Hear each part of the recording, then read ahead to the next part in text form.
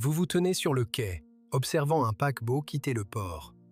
Sa coque immaculée s'élève à la hauteur d'un immeuble de 20 étages. 18 ponts, long de 362 mètres. À son bord, 6700 passagers et 2400 membres d'équipage. Des piscines, des restaurants, des théâtres, des casinos, une patinoire, un parc d'attractions. Une ville flottante qui, dans quelques heures, s'engagera dans l'immensité de l'océan pour y passer une semaine. De l'extérieur, cela ressemble à un gigantesque hôtel sur l'eau. Magnifique, luxueux, un brin absurde. 9000 personnes à bord d'un navire en plein milieu de la mer. Mais voici ce que la plupart des gens ne réalisent pas. Un paquebot n'est pas un hôtel flottant. C'est l'une des systèmes d'ingénierie les plus complexes qui existent sur notre planète. Et chaque élément de ce système, de la hauteur de la superstructure à la profondeur de la quille, de la puissance des moteurs à la largeur des couloirs, du nombre de canaux de sauvetage à la température de l'air conditionné, est le résultat d'une collision rigoureuse entre la physique, la médecine, la psychologie, l'économie et le droit maritime. Car un paquebot doit résoudre un problème que aucun autre navire ne doit affronter. Il doit être à la fois un vaisseau sûr et une ville confortable. Et ces deux exigences sont en conflit constant et ininterrompu. Rendez le navire plus stable, il tanguera plus et les passagers passeront leur croisière dans des cabines en proie au mal de mer. Rendez-le plus doux, vous perdrez la marge de stabilité en cas de tempête. Élevez la superstructure, plus de cabines, plus de revenus, mais la surface de prise au vent augmentera, rendant le navire ingérable par grand vent. Ajoutez plus de cloisons en acier, plus de sécurité en cas d'inondation, mais les espaces passagers se transformeront en un labyrinthe de cul-de-sac, rendant l'évacuation impossible. Chaque décision est un équilibre précaire. Et derrière cet équilibre se cachent non seulement des enjeux financiers, il s'agit de vie humaine. Aujourd'hui, nous allons explorer les secrets d'ingénierie d'un paquebot, ce qui se cache sous la ligne de flottaison, derrière les murs des cabines et à l'intérieur des systèmes dont les passagers n'ont même pas idée. Et pourquoi chacun de ces secrets est un compromis déterminant pour le retour du navire au port. Commençons par la question la plus évidente que peu de gens semblent poser. Comment un paquebot ne chavire-t-il pas? Regardez son profil. Une coque étroite. Au-dessus, une immense superstructure qui occupe presque toute la longueur, aussi large que la coque, s'élevant sur 15 à 18 ponts. Le centre de gravité de cette construction est élevé, très élevé, bien plus que celui de n'importe quel cargo, pétrolier ou vraquier. Un centre de gravité élevé est l'ennemi de la stabilité. Plus le centre de gravité est haut, plus la hauteur métacentrique, la distance entre le centre de gravité et le métacentre, qui détermine si le navire retrouvera sa position verticale après un gîte, est faible. Pour un pétrolier, la hauteur métacentrique peut être de 3 à 5 mètres.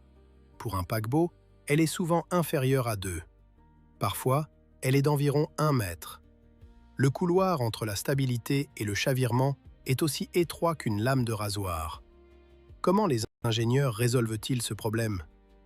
Par plusieurs moyens simultanément.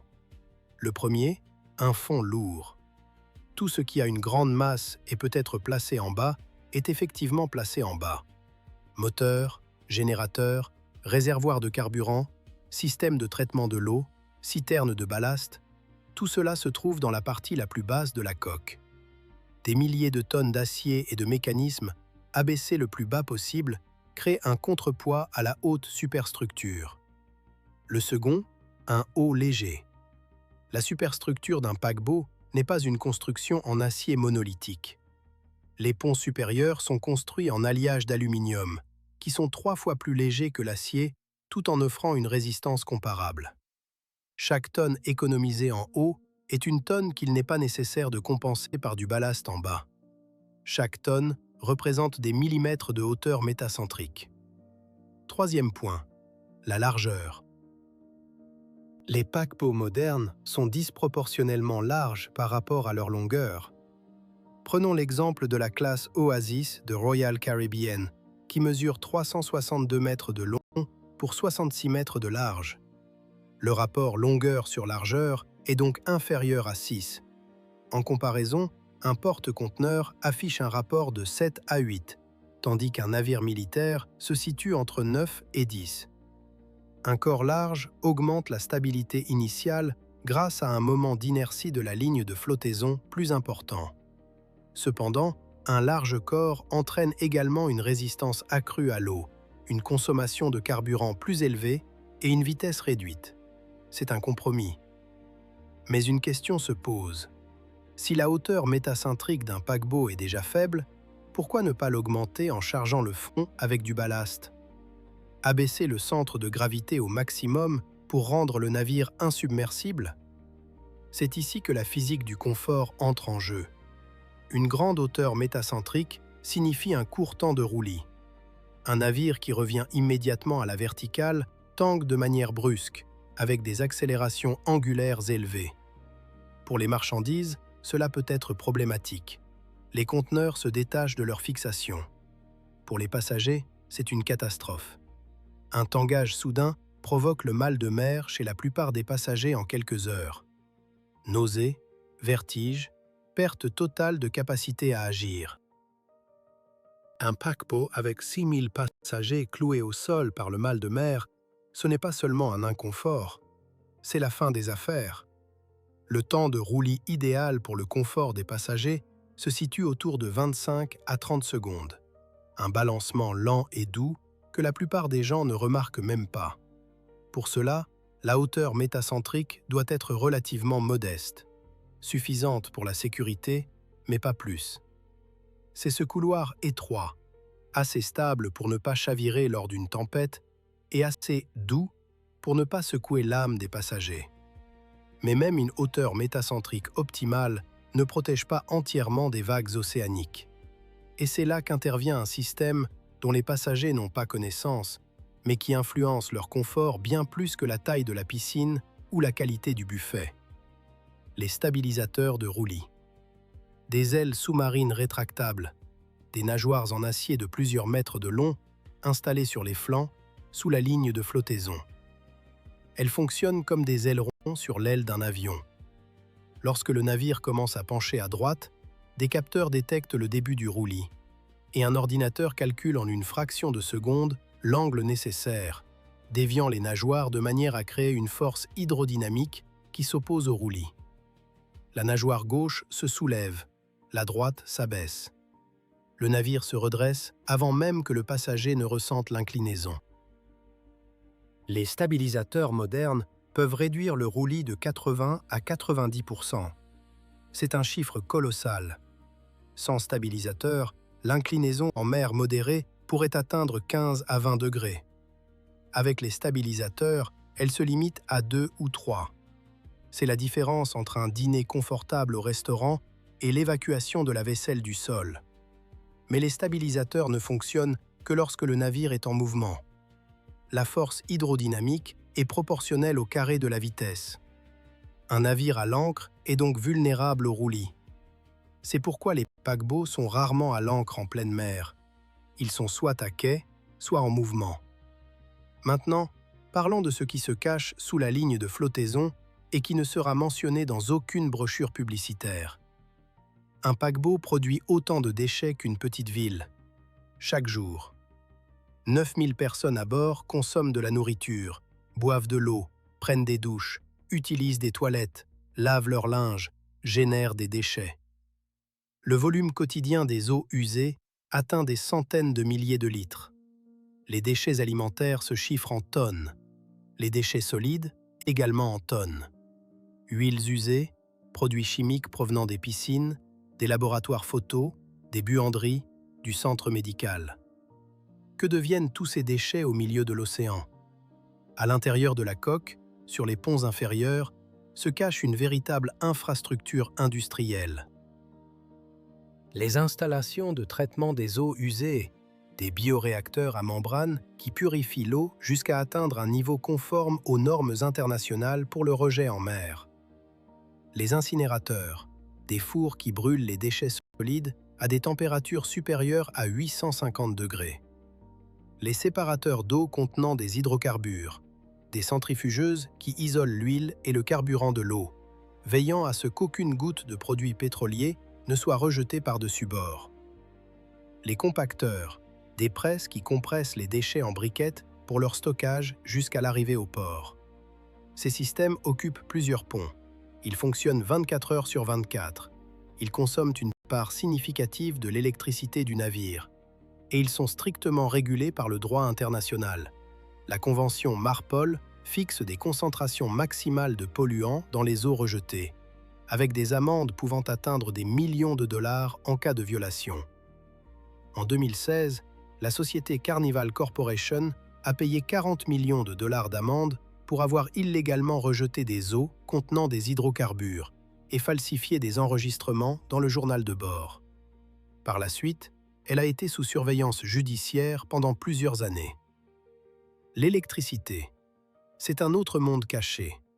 Un paquebot de classe Oasis consomme entre 60 et 80 MW de puissance électrique.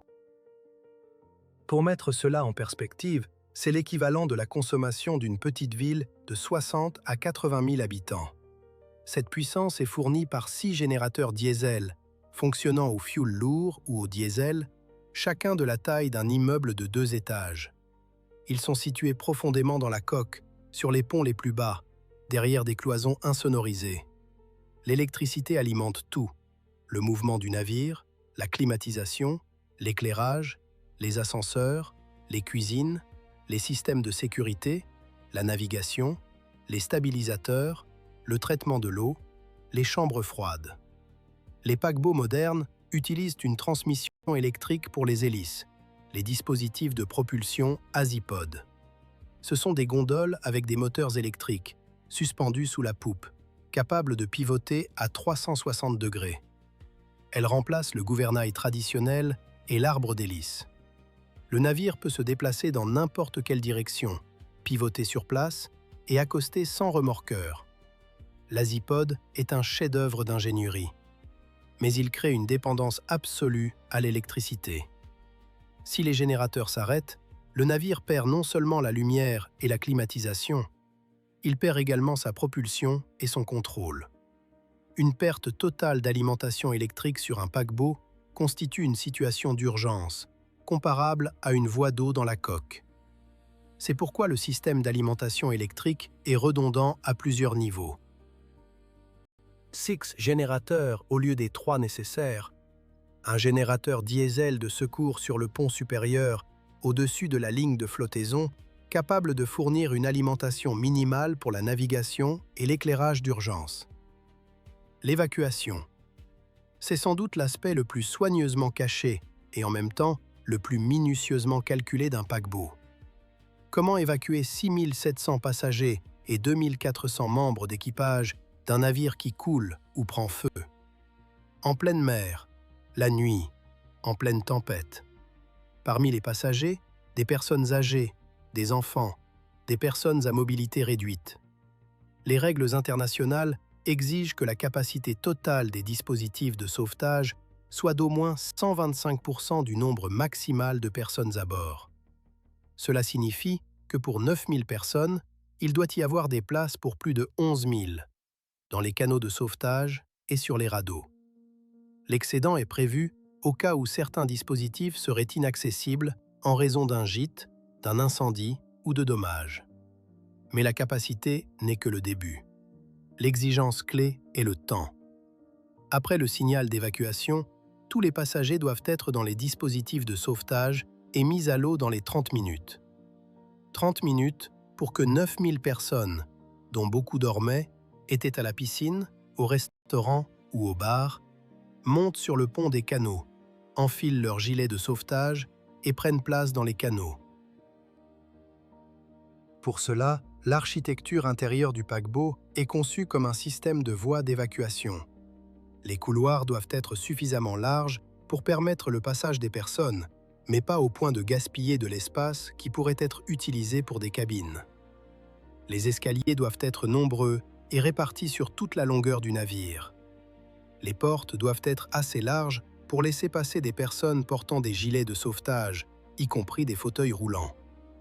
Les panneaux indicateurs doivent être lumineux, alimentés par des batteries de secours et visibles même dans la fumée.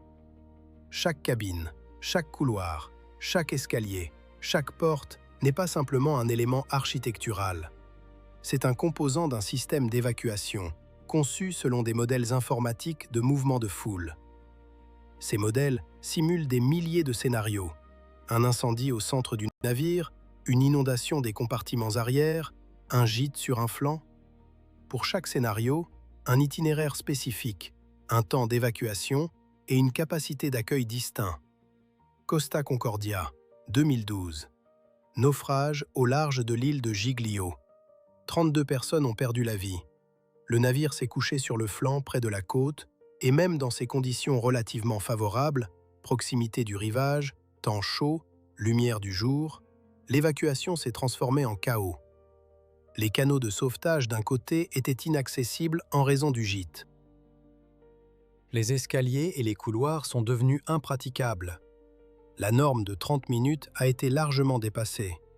Cet incident a conduit à un renforcement des règles, des exercices d'évacuation obligatoires avant le départ du port, des exigences pour les systèmes d'alerte, de nouvelles normes pour la conception des cloisons et des portes. Chaque catastrophe est une leçon, inscrite dans des conventions internationales, souvent au prix du sang. Revenons maintenant à la jetée. Le paquebot quitte le port. Vous le voyez différemment. Sous sa coque immaculée, ce n'est pas un hôtel, c'est une machine où chaque élément se trouve à l'intersection de forces conflictuelles. La hauteur métacentrique est précisément calculée pour que le navire ne chavire pas lors d'une tempête et n'induit pas le mal de mer chez 6000 passagers. La hauteur de la superstructure est maximale pour le revenu et minimale pour la maniabilité par vent. La largeur des couloirs est suffisante pour l'évacuation et minimale pour le nombre de cabines. La puissance des générateurs est excédentaire pour la fiabilité, tout en étant minimale pour le poids et la consommation de carburant. Ce n'est pas une navigation à la sécurité maximale, c'est un mouvement dans un corridor où sécurité, confort, économie et physique sont équilibrés avec une précision au mètre, au degré et au mégawatt. Et dans ce corridor, il y a des solutions cachées qui œuvrent pour le passager, tout en restant invisibles.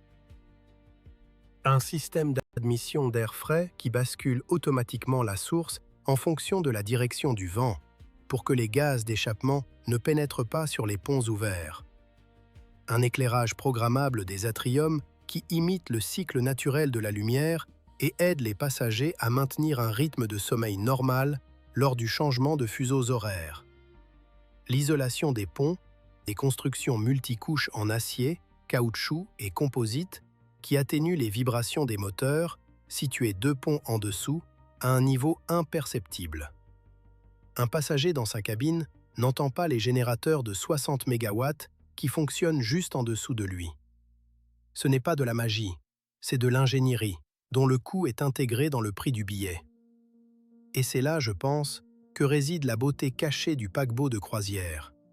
Ce n'est pas un hôtel flottant, c'est une négociation permanente entre l'océan et le confort, entre la physique, qui exige de la stabilité, et la psychologie, qui exige de la douceur, entre la sécurité, qui nécessite de l'acier et des cloisons, et l'architecture, qui exige des espaces ouverts et la liberté de mouvement, entre l'économie, qui exige un maximum de cabines, et les règles d'évacuation, qui nécessitent de l'espace pour une foule en fuite. Chaque fois que vous entrez dans une cabine de croisière, vous pénétrez dans un espace dont la forme et la taille sont déterminées non pas par un designer d'intérieur, mais par des équations de stabilité, des modèles de mouvement de foule et des conventions internationales sur la sécurité en mer. Et le fait que cette cabine semble accueillante et confortable, c'est sans doute le tour d'ingénierie le plus impressionnant de tous. Et voilà ce à quoi j'ai réfléchi. Nous avons discuté de la façon dont un paquebot lutte contre le tangage et assure le confort de ses passagers. Cependant, nous n'avons pas encore abordé le scénario le plus redouté à bord d'un navire de croisière, l'incendie. 9000 personnes confinées dans un espace clos, des kilomètres de couloirs, des matériaux synthétiques d'ameublement qui dégagent une fumée toxique. Comment le système de lutte contre l'incendie d'un paquebot doit-il faire face à un feu à bord, lorsque les fenêtres ne peuvent pas être ouvertes et qu'il n'y a nulle part où fuir, à part vers la mer? J'ai réalisé une vidéo distincte où j'examine ce sujet en profondeur. Vous pourrez la trouver sur ma chaîne.